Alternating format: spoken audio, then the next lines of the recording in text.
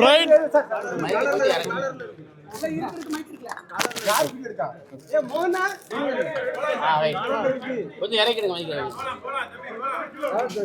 Brain is the powerhouse of the body. All important decisions of the body is taken in the brain. Similarly, the spinal cord attaches the brain and serves as the entry point, the gate to the brain. Honorable Chief Minister has said that such spinal cord should be served and legislators should be closed within the halls of assembly. It is to say that the brain should not function. ஒரு மூளை தான் உடம்பு எல்லாத்தையுமே decide பண்ணுது. அந்த மூளையா இந்த நாட்டுக்கு இருக்கக்கூடியது அந்த நாட்டுடைய சட்டமன்றம். அந்த சட்டமன்றத்துக்குள்ள எல்லா எம்எல்ஏக்களையும் அடைச்சு வைக்கணும் அப்படின்னு இந்த முதலமைச்சர் சொல்றாருன்னா அப்ப இந்த சட்டமன்ற இதை வந்து கைப்பற்றி அவர்கள் சட்டங்கள் என்ன நினைக்கிறார்களோ அந்த சட்டங்களை எல்லாம் நடவடிக்கை எதெல்லாம் பண்ணணும்னு நினைக்கிறாங்க. அப்போ வரலாறு இதையெல்லாம் பார்த்திருக்கிறது. In England and in France, there were emperors who locked assembly legislators within the assembly. Their heads have rolled down. People have given their verdict.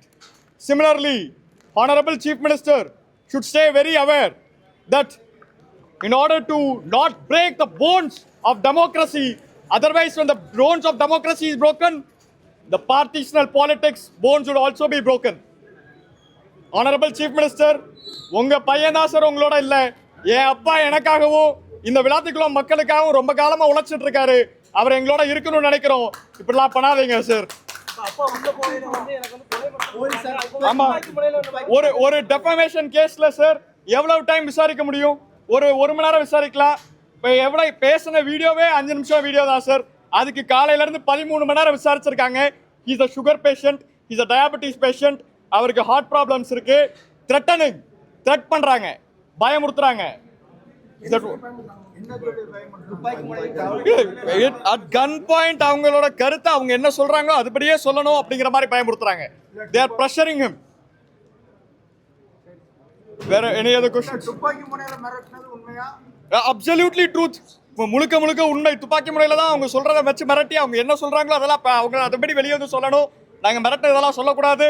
என்னென்னலாம் அவங்க சொல்ல வைக்கணும்னு நினைக்கிறாங்களோ அதெல்லாம் சொல்ல வைக்கிறாங்க. அவங்களோட பார்ட்டிஷனல் பொலிட்டிக்ஸ் கட்சி, அவங்களோட கட்சி பேஸ் பண்ண அரசியலை இங்க வந்து பண்ணணும்னு நினைக்கிறாங்க. துப்பாக்கி முனையில மிரட்டினது உண்மைதான். I do not know the name of the. நீங்க அவங்ககிட்ட வந்து எந்த காவல்துறை அதிகாரியோட பேரை நீங்க இது பண்ணுங்க, சட்டம் அதுக்கான நடவடிக்கை எடுக்கணும். We will approach courts. We will get the degree there. Thank you. Akshay Markandeyan. Thank you.